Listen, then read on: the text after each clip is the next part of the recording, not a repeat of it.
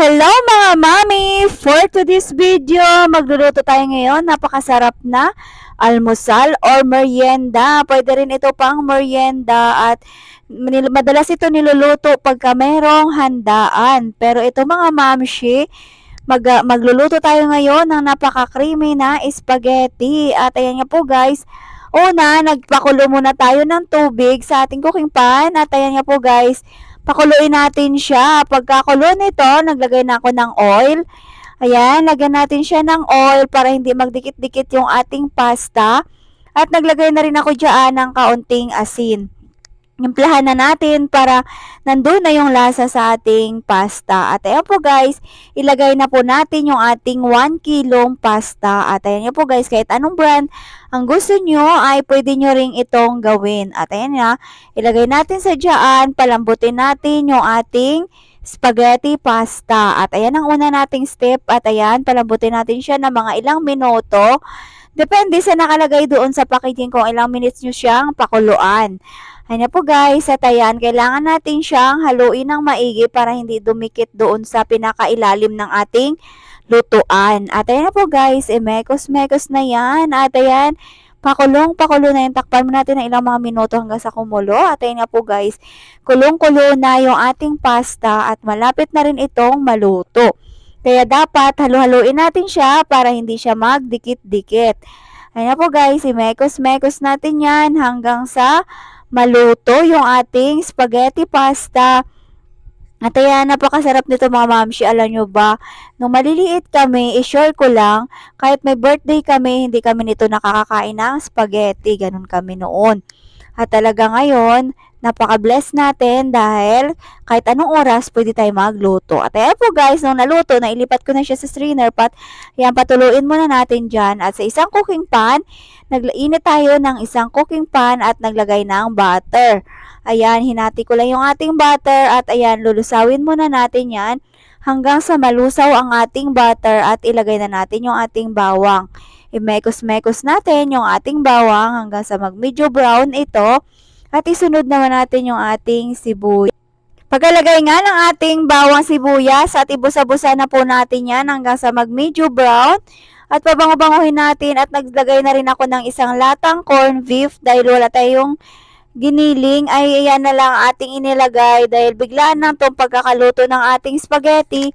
Kaya kung ano lang meron sa aking tindahan, doon lang din ako nagkukuha para meron tayong malutong almusal. Almusal namin ito mga mamshi at ayan, naglagay ako ng isang Pure Foods na Argentina. Ayun naman talaga ay napakasarap naman nun. At naglagay ako ng kaunting paminta at isunod naman natin yung ating hotdog. At naglagay na rin ako ng isang latang mushroom at in-slice ko na siya. Pagsabay-sabay na natin para ito ay mabilis lang din naman itong maluto. Igisa-gisa lang po natin dyan hanggang sa maluto yung ating mga ingredients. At payan pagkaluto nga ay naglagay na rin ako ng kaunting paminta dyan. Tinimplahan na natin at naglagay na rin ako ng isang spaghetti sauce na pang 1 kilo. Kaya po guys, ayan, simutin natin yan dahil kasama yan sa bayad.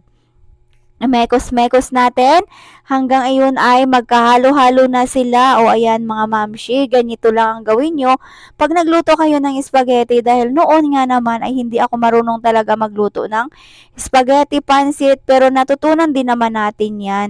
At ayan nga po guys ay ihalo-haluin lang natin dyan at talagang napaka-creamy nitong ating spaghetti dahil akala ko nga wala tayong mailagay na sahog pero dumami din pala yung ating sahog pag may hotdog, mushroom, at corned beef. O makasolve na tayo sa ating spaghetti sauce na pagkakaluto. Ayan po guys, antayin lang natin kumulo at ayan, mekos-mekos natin yan. At naglagay din pala ako dyan ng isang maliit lang na lata na rino. Ayan talaga ang nagpapalapot sa ating sauce. Ay talagang napakasarap nito mga mami pagka natikman nyo dahil kompleto, hindi tinipid ang ating creamy spaghetti sauce at naglagay na rin ako ng kaunting asin dyan. Tansyahin nyo lang muna mga mami dahil sa Knorr cubes, naglagay din ako ng isang Knorr cubes dyan para nandoon na yung lasa, hindi na tayo maglagay ng seasoning pagka meron na tayong pork cubes o kaya beef cubes o kahit anong cubes ang pwede nyo ilagay ay pwede naman. At ayan, kung ano lang available, yun ang ating ilalagay. At halu-haluin na lang natin at ayan, para hindi masunog yung ilalim, kailangan madalas nyong haluin at hinaan nyo lang yung inyong apoy. At tinikman ko nga dyan ay talagang saktong-sakto yung pagkakaluto natin mga mamshi.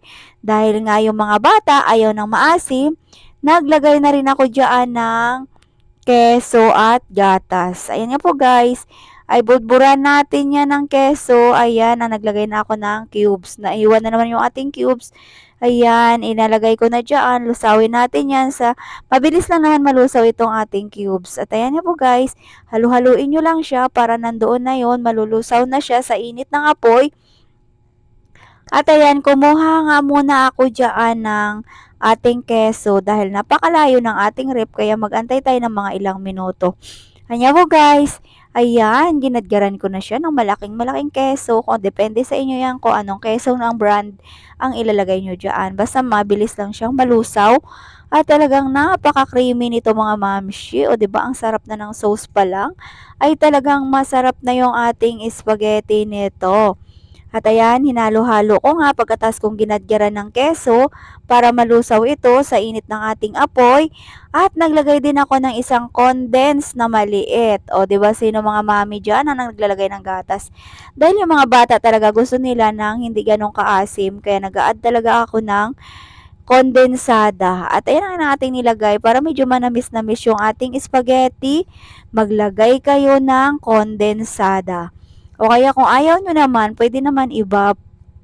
Ako kasi gusto ko yung medyo tamis-tamis, umaagaw ang tamis at asim. Yan ang masarap sa spaghetti. O, ayan na po guys. Kumpleto na yung ating ricados. At ayan, pwede na nating haluin to sa ating spaghetti pasta. Bye-bye!